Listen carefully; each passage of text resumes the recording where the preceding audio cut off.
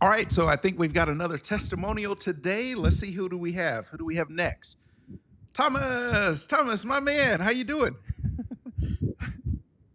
I'm doing good, coach. How about yourself? I'm doing well. So congratulations. You just passed your paramedic. Was that yesterday or the day before? I took it on Friday and I Okay. finished around a little after 3:30 and results till yesterday. Actually, I was at my graduation for my paramedic program and Oh wow. I just literally got finished and then I got the email. So I just pulled it up and happened to just see the congratulations in the prompt and I was like, yes. So, Wow, like wow. the perfect timing too. Wow. Perfect timing. So tell everybody about your experience. So you actually came into you started with our pro level program. You were still in paramedic school at that time, right? Correct. We had just kind of finished PALS. I want to say ACLS and PALS, and we were just kind of wrapping up the last part of the semester. And I was looking online, and I felt I had a decent, solid knowledge base, but still being able to kind of apply it. After watching your videos, I was like, "Wow, this guy really knows what he's talking about." And us seeing you explain everything, and I kind of just sparked my interest. So I think I messaged you and asked about the program, and Mm-hmm. you showed me everything, and I pretty much just wanted to go all in from the beginning. Okay. So So and you had what, 2 months left of your school? yeah, about that time. Okay. Okay. You know, And so let me ask you, what made you decide to start with us? Because so many people come to us after they've already failed 3 times, 4 times, 5 times. You decided to start with us even before your first attempt. What made you just jump in the deep end with us and start with us from the beginning? well, I kept looking all the success stories, and I'm like, this person passed and this person passed, and I Okay. really wanted to pass my first time. I was really, adamant about achieving that goal of doing that. So I was just like, well, this guy, he must be onto something. He really must know what he's doing. And then of course, when I started seeing your teaching style, I was like, oh wow, this is different. This is just not some like lecture or online program for a test prep. This is like in-depth knowledge, teaching you things that you won't really learn in paramedic program. Not to knock our instructors or anything, but they can only teach so much. And What was okay, you said that you noticed that something was different. Can you pinpoint that? Like, what was the difference that you noticed, whether you saw our YouTube videos or you came to one of our live sessions? What was the screen difference froze. that you noticed once you were inside with us, compared to other things that you had seen or from your own experience in paramedic school? Oh, differences from the program from what I learned in med school. Mhm. Or from other Um, resources that you had considered? other resources. Well, I would say the main thing is in the core hook videos and the pass, the NREMT pass, especially that.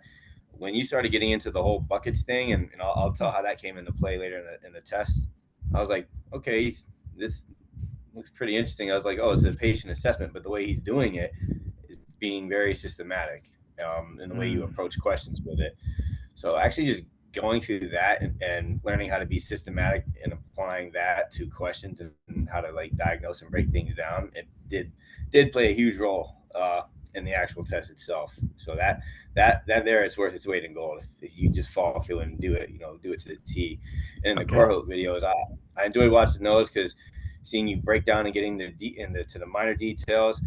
And I remember when I talked to you on the phone, I was like, always talking about different drugs and this and that. Well, lo and behold, all those drugs popped up numerous times in the test, like your beta blockers, your ARBs, everything. And I'm like, every patient I encountered had like a laundry list of meds. And I'm like, luckily for me, when it was like a mix and match, I was like, this is a give me. I know this. This is easy. So Mm, I was like, all right, I know I got this right because I'm sitting there matching everything to the different drugs because the NREMT, man, they throw a lot at you in one little question, well, scenario. So the extra knowledge, it's very informative. Like we have to mm, learn all the medic drugs in medic school, but they mhm, don't really push too much on like what patients are taking. I mean, obviously we mm. need to know that, but knowing all that extra details came into play during that test, because that thing, it wasn't fun. Put it this way, it was not fun at all. It was brutal. So hold that So thought for just a minute. I want to come back to the test day itself. So you lock in with sure, us. I know you were actually coming to the live sessions. I think you came to probably all the live sessions. So I was seeing you as many regularly. as I could. Say that again. Mhm. Oh, as many as I could. Yeah. Okay, yeah. And I know sometimes you were on shift, but I know I saw you like every Mhm. week, multiple times a week. Oh So yeah. so eventually, so you locked in with the program, and then you did all the resources in the pro level. What resources helped Mhm. you the most? Because there's so many things that we provide: the study guides, the drawing study I guides, the flashcards. Thanks to you. oh dang, I had them here. I actually have your drawings. I printed them out, made a book out of them. I ordered it just to have those because I like going through those. But I have that. Okay. Anything that could be downloaded and printed out and used, I did that. I Mm. have a whole stack of all level up medical resources. I've gone through every test, anything I could download and use. And then, I mean, as you know, I was taking some of those and I was using it to make tests out of with an app, so I could sit there and quiz myself on them Hmm. because sometimes I didn't, or at work or whatnot, I'm on the go. I didn't have when I have to go through all my papers, so I was like, oh, let me just upload these PDFs and make a test out of it so I can quiz myself on the go. So Mm. I would do that over and over and over. And the flashcards, I'd love going through that, especially when I was able to put them on the phone for everybody to use. Hmm. So that way I could just like, oh, I got 5 minutes here at work. Let me just drill real quick, and I would flip through some. So Mm. I was constantly studying, and I was very fortunate enough that for me personally, I was able to take 2 weeks off from work just to prep for this test. I know not everybody could do that, but Hmm. my daily schedule, I would get up, maybe go to the gym or whatever, and the rest of the day would be off and on studying. I'd usually study some type of reading material for about 30 minutes, then I'd take a break, then I'd come back and do some drills for about 30 minutes and take a break. And that was just kind of my watch and repeat all day. Also, with watching the cohort videos, I would watch about an hour session at a time, take a break, do something else, come back. Because the way I found out early on when I started back in med school, like I had to constantly repeat and drill things into my head over and over and over before it would stick. And once I kind of found this combination of my own personal study habits that worked for me, that's kind of what got me through med school. And that So repetition, as I often say, that repetition is the mother of learning. And you'll notice that in the cohorts, there's so much built in repetition where I'm going over these yes, topics over and over and over again. And some things will come up in all three of the cohorts. Now, I want to, so fast forward. So you actually decided to do private coaching with us.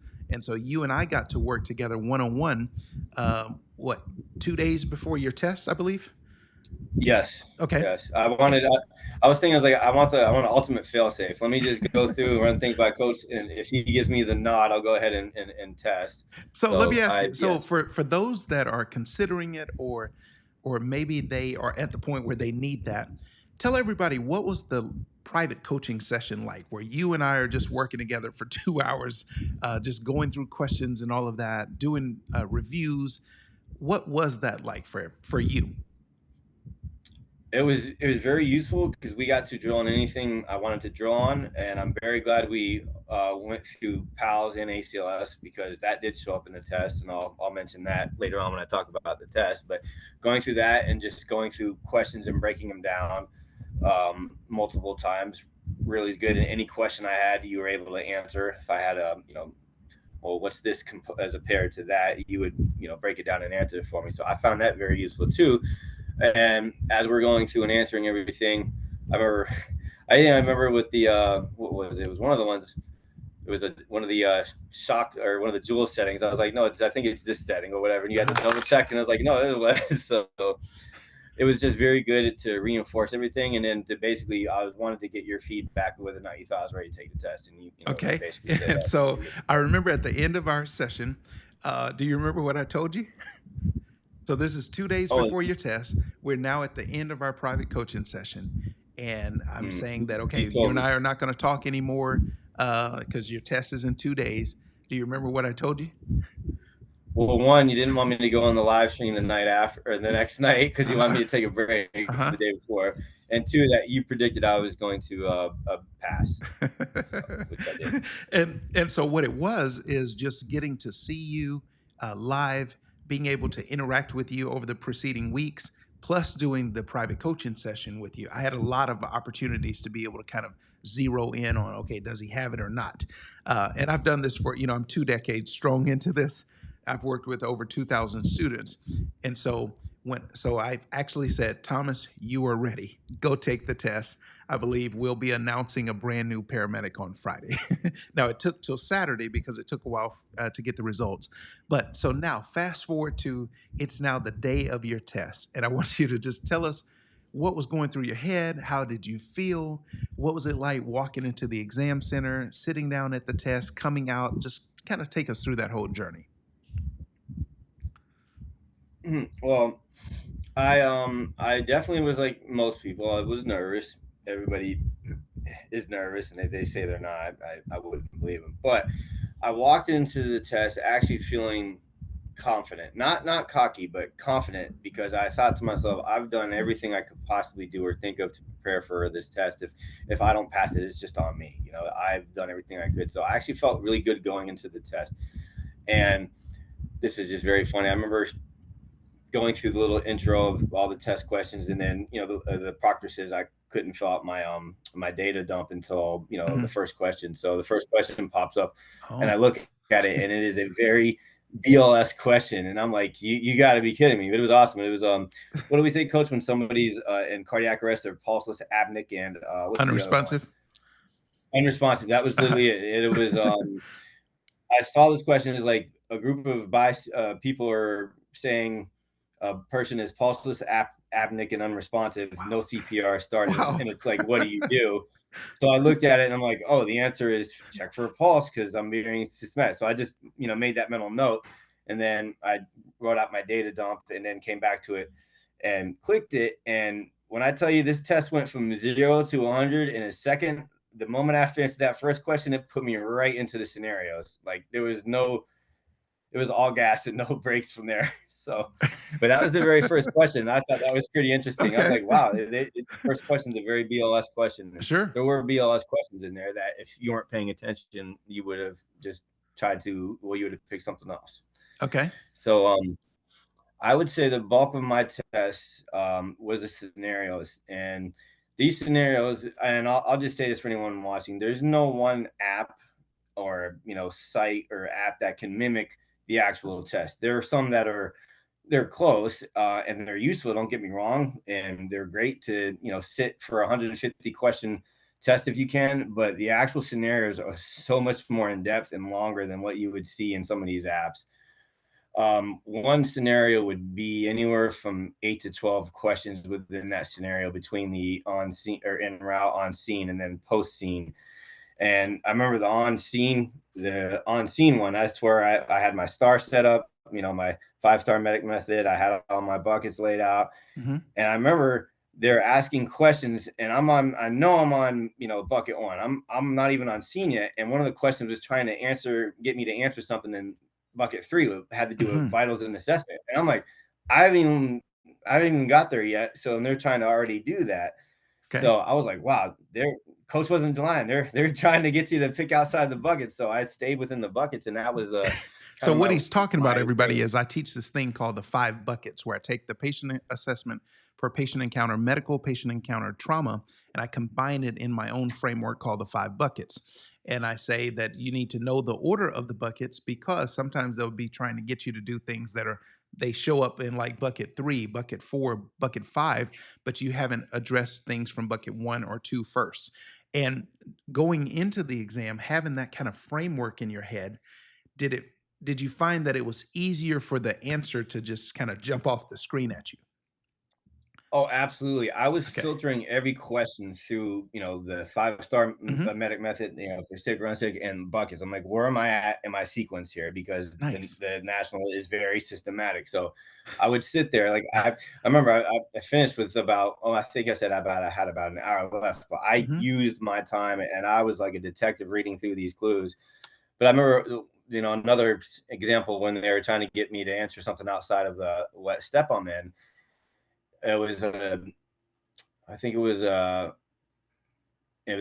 in route question or just getting on scene. It was a getting on scene question, and it was doing like interventions and diagnostic style stuff, or the simple answer, what was the first thing you're going to do? And literally is just put your PPE on. That was a question to that extent.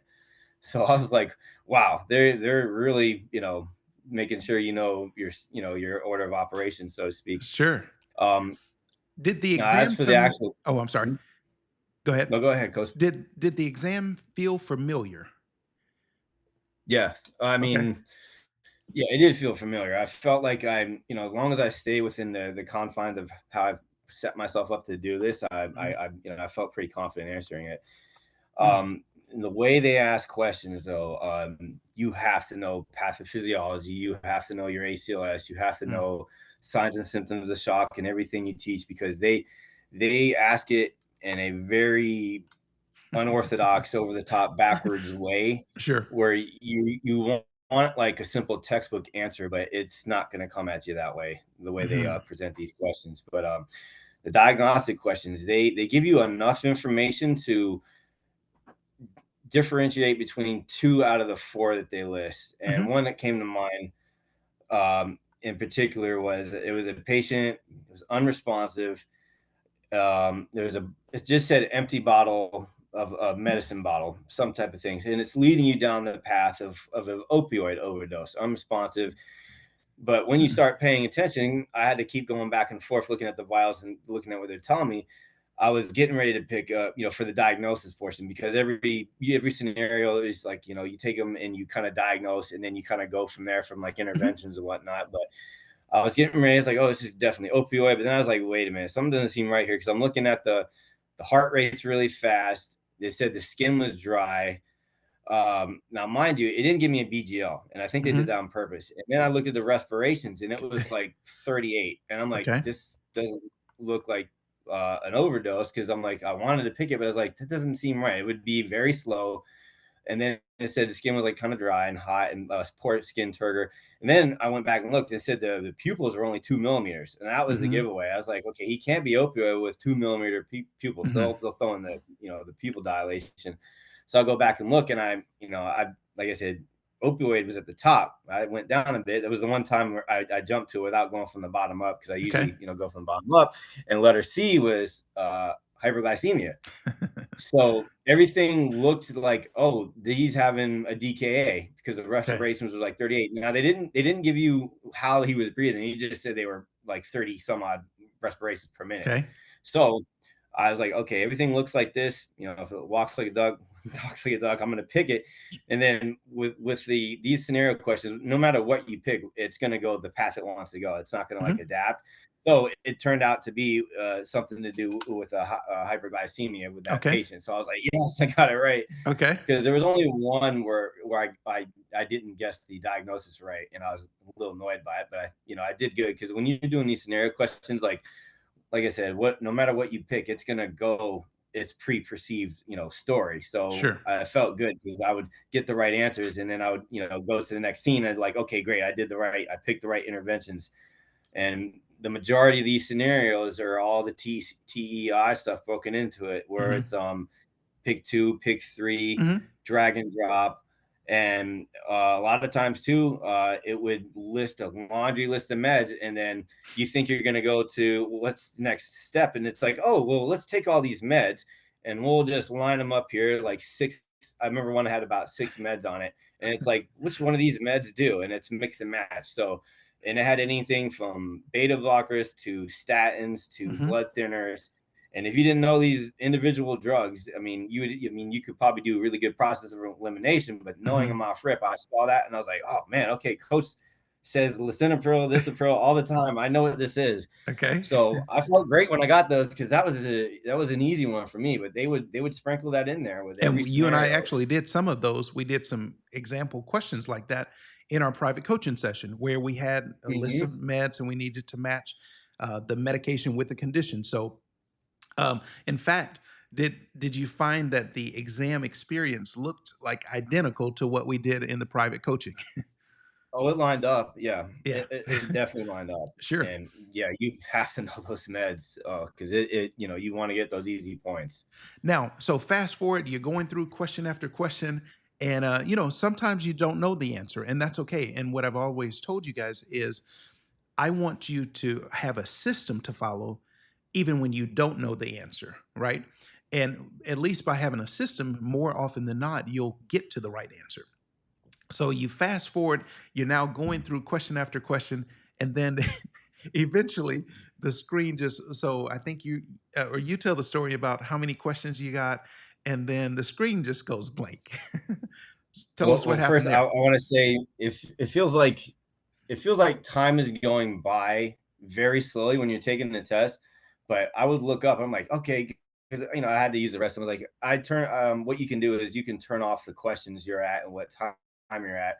So I did that. So I was like, all right, I'm gonna answer this question. If I had to use the restroom, I'd answer the question first, and then kind of get up. So I was like, all right, well, let me see what question I'm at. And it's like I felt like I've been here an hour and a half. I'm like 26. So it was like it goes by slow and fast at the same time. But once I'm finally kind of getting to 100, I would check every 5 or 6 questions. I'd see where I was at. And I was like, all right, cool. I'm right around 90. All right, I'm at 100. So I'm thinking to Okay. myself, the minimum questions is 110. So Hmm. I'm like looking at the clock. I have about an hour left, and I'm like, please don't go to 150, because I'm like, I don't know if I could knock out 40 in time. But at the same time, too, I didn't want to rush these questions because I Sure. figured every question right is a win. So I wanted to get Hmm. every question right I could. So I would still get through them. And by this point, the test had me done with the scenarios, and it was all just kind of like multiple choice kind of Hmm. questions. So it was a lot easier for me to kind of filter them out, and either I knew it, or I didn't. Hmm. But so it finally starts counting down. I'm like 10, 9, 8, and I literally get to 110. I was like, okay, cool. Let me make sure I get this one right, or guess at least. So I'm like sitting there, I'm taking a deep breath. And I'm like, all right, let's see what happens. And I click, and it literally cut me off as soon as I was Wow. done. So what was that? Okay, so now, once the screen goes blank, that's it. Now it's time to get your stuff and get out of there. You go ahead and check out and get your stuff out of the locker. And then what happened next? Well, the first thing I did is I did message you to say I had just finished. But Hmm. personally, when I actually finished the test, and I'm not saying this to be cocky or arrogant or confident or anything, I actually felt good. The first time I took, the EMT test years ago, I had that feeling everybody has, like, there's no way I passed this test, but this one, I actually felt good that it cut off at 110, because I was like, I think I did good. I actually felt really confident leaving the test. And of course, as soon as I got out, I shot you a text message that I just finished. And of course, naturally, since I'd finished like late on a Friday, there was no way I was going to get, well, we thought maybe, but I didn't get my results, that day. Which, that part is, anybody knows it's not fun at all. The That's waiting. stressful. Yeah. It's just sitting around Yes. waiting. Yeah. So, and then, so fast forward to, we messaged throughout the day on Friday, still no results. I had been checking, there were no results yet. And then, so fast forward to Saturday, then what actually happened when you got the results? So you were at your graduation, I believe you said.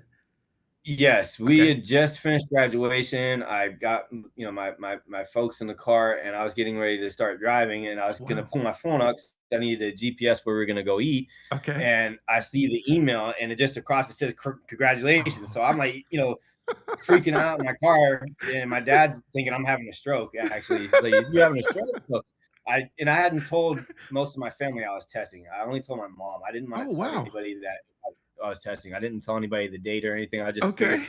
I went and did it. So I was like, "Well, Dad, I didn't tell you, but I actually took my national test on Friday. I just got the results."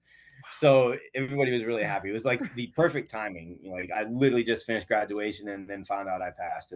You couldn't ask for better timing. And what did that feel like? What was that like the moment that you got that email? You're sitting in the car with your parents, you get that email, the first word of it is congratulations. What went through your head at that moment? I was very excited, and it was a surreal feeling at the same time, because it was like a year-long journey to just get to this moment. And it was overwhelming. I was just like, wow, because I think of all the time I put in and studying I've done.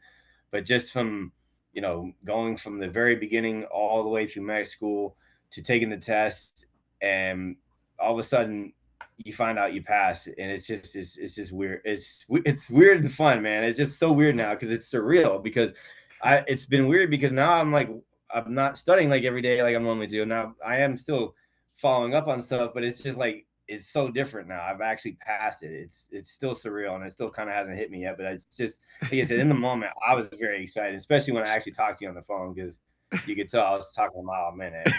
So And so that was on Saturday.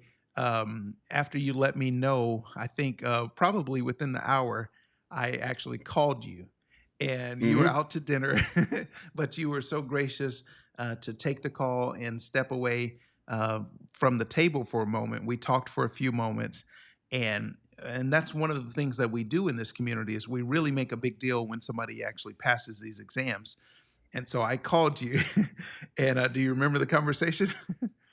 Oh yeah, man. You called me and congratulated me, and we were just talking about the test and how it felt, and just everything that was involved, and just how appreciative. I told you how appreciative I was of the community and Mhm. everything you've done to help along the way, and it was just it was a great day. It's the highlight of my day when I get to make those phone calls. Um, right now, we've got a couple hundred students in the community, but right now at this stage, I actually still personally call every single person to congratulate them, and it's like the thrill of my day to be able to make that phone call and say, "Congratulations, paramedic, you did it, champ." so, so Thomas, I do want to say just how proud I am of you. You did the work, you put in the work, it paid off. And thank you for trusting me through the process. Thank you for trusting me as your coach. Now, for those who are coming behind you, and we've got obviously we have lots of people in the program already, but for those students who are out there and they're considering, should I go with this guy? Should I not go with this guy? What would you tell I would say absolutely jump in and start learning. You definitely want to be as prepared as possible, whether you're taking your first attempt or you're retesting. them? You want to give yourself the best opportunity to pass, and coming and joining Level Up Medic is your best bet. And me personally, I still plan to stay active in the community because I actually just started watching the EKG class today Thank you. because I Oh, was like, I got great, to do great. something. And as you know, I want to further my medical training now, and Hmm. I either want to try to get into a critical care medic program or an RM program because Hmm. I'm fascinated with medical stuff now. And that's something I should mention too. When you start learning with Josh, he makes you, excuse me, Coach Joshua, he makes you want to learn more. So like it sparked an interest in me to want to learn more because of the way he teaches stuff. So like I was in a prep class. Can I tell Oh, the oh story? yeah. Tell that. Please tell that. I was in a prep class because the program I had included a prep class, and we were talking about hyperkalemia. He was talking about it, and nobody was going to speak up. So I says, well, you give calcium for this, you give albuterol for Hmm. that, and you give bicarb for this, and then he's like, well, yeah, this, that, and the other, and he was explaining what the this does, what that does, and then I went and he didn't say what the albuterol does, so I had to say, I says, well, yeah, albuterol, you use that because it turns on the sodium potassium pump, and he looks at me and he's like, no, that's not how it works. It pushes the potassium. He says it shifts the potassium in the cell, and I'm like, well, how do you think it does it? I'm like, it does it because albuterol activates the beta 2 agonist Uh-huh. on the sodium potassium pump for Uh-huh. it to work. So he kind of looked at me funny and then just like, kept talking. But I'm like, I know I'm right. Trust me. So, and then, Yeah, because I have drilled hyperkalemia into you. it's not only that, it's just the way you get into the nitty gritty details of how things actually work. And that's the cool Mhm. thing is understanding what things work at like the molecular level. Mhm. So that's the cool stuff that makes me want to learn more. It's like, okay, I mean, I know why you would give albuterol, but how's it work in the body? That's the cool thing is understanding how something actually works as opposed to just knowing why we're giving it. So that's the type of level of detail information you're going to get. And it all comes into play, especially if you want to pass a test or in real life, because you want to know what you're doing when you're giving these meds and you want to know how they work. So, I mean, it's amazing to know all this extra cool stuff that you don't learn in med school and then to be able to apply it. Right. Hey, well, man, you did the work. I'm so proud of you, and it was so cool to see how your knowledge just kept getting higher and higher. Um, And but did it feel good when you were able to talk? And not that we never want to be disrespectful or anything, but you were in a situation Mhm. where you went to a prep course that your department put on, and the instructor is like, the instructor doesn't know as much as you know as the student. But how did that feel, knowing that like you really knew what you were talking about and had that kind of confidence? It was a good feeling to know that, and not, and again, not in a cocky and arrogant way, but just to know that this is actually how this stuff works. Yes. It's a great feeling to know that and to be able to explain it too. Awesome. Hey, well, man, I appreciate you coming on and sharing your testimonial today. I ask that you just stay engaged with the community, stay like, continue showing up, continue serving in the community. Now that you've passed your test, now is when you want to go through your EKG Mastery Challenge. I'm going to help you be a Mhm. beast when it comes to 12 leads, EKGs, and all things cardio. But then, as you want to, for instance, if you want to go toward critical care or nursing or whatever, consider doing the critical care training with us, doing the vent training, that kind of thing, lab values mastery, doing those other courses that you'll be able to participate in now. So, thank you for how you showed up for the community. Thank you for just being such a servant in the community, having such a servant heart, and being willing to do so many things for other people in the community, sending the messages, how you helped with the flashcard tool and all of that. Thank you for the contribution that you've made. It's been an honor getting to just kind of be on the journey with you. And thank you for trusting me as your coach. So, congratulations, Thank you very paramedic. much. I appreciate it. I'll definitely be around, Coach. I appreciate it very much, and thank you for taking your time to just continuing to teach us. I'm very appreciative to have someone knowledgeable to you. I can just hit Well, up if thank I you. have a question on something. And do like all the people that you know, hey, tell them, hey, say, hey, you need to get in with Coach Joshua and Level Up Medic. We'll be happy to serve them. So, thanks again. I'm not going to hold you any longer. Thanks for coming on. I'll let you get back to your day. But yeah. Oh, I do need one other thing. If you don't mind, if you'll Mhm. just drop your testimonial in the school community, let everybody know kind of how your experience was and all of that. So just go into school, click testimonials, and just either do a quick video, or you could just type it out. Let everybody know, hey, I passed on my first attempt in the minimum number of questions, so that those coming behind you will be able to get inspired by your story.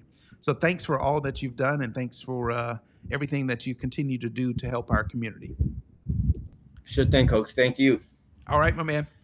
All right. Well, you have an amazing day. All right, you too, Coach. All right.